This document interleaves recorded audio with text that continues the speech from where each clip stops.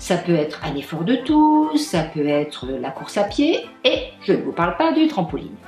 Eh bien, vous allez comprendre grâce à ce petit schéma que je vais vous faire. Ça, c'est votre cavité abdominale, avec en haut votre diaphragme, au-dessus les poumons, et en bas notre fameux périnée. Ce périnée, ce sont donc ces muscles qui vont retenir la vessie à l'intérieur, et là vous avez la vessie qui va traverser ce périnée.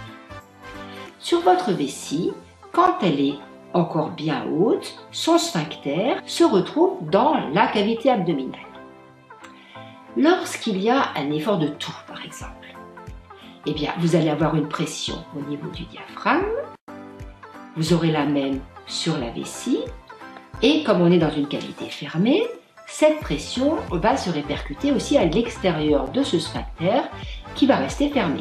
Là, tout va bien. Mais si votre périnée est insuffisant, si vous avez eu des gros bébés, ou au moment de la ménopause, quand le périnée se relâche, eh bien, notre sphincter, il risque de descendre d'un étage et il ne sera plus dans la cavité abdominale.